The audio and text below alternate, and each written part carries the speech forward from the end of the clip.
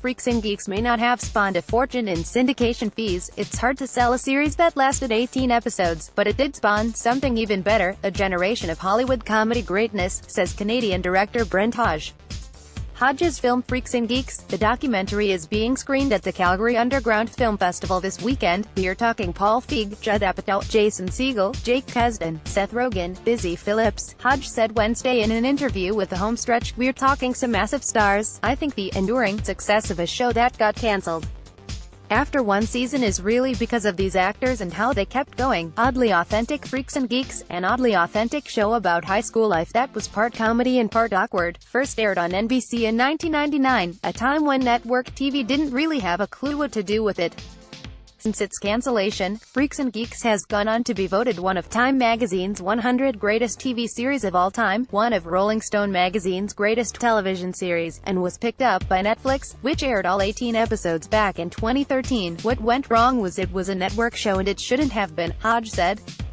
"I think it would have lasted if it was put out today." 30 for 30 of pop culture. Hodge got the idea to put together a documentary about the show when he heard that for documentaries about turning points in the history of pop culture, the idea was to kind of be the ESPN 30 for 30 of pop culture. Bridge said, "I just thought Freaks and Geeks is such a moment.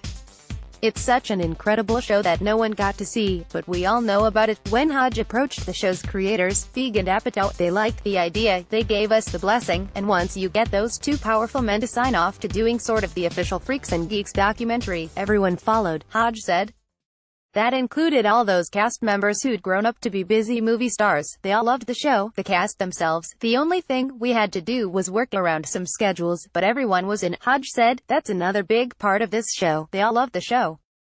They're all very pleased with their early work, and you don't always get that from actors. They don't always love the first stuff they did. And everyone's a champion of the show still." The doc is the latest from Hodge, who also directed I Am Chris Farley and A Brony Tale. Now based in Vancouver, Hodge spent a chunk of his early life in St. Albert, Alta, before going on in his 20s to work at CBC, where he started dabbling in creating video podcasts, which led to his passion for documentary filmmaking. "In high school, I wasn't a freak or a geek," Hodge said. "I was a hockey player. I guess you could call me a jock, but I wasn't mean, like some of the jocks in Freaks and Geeks. I loved it. It's exactly like a show like Freaks and Geeks, except we had a lot more snow than they did," with files from the Homestretch.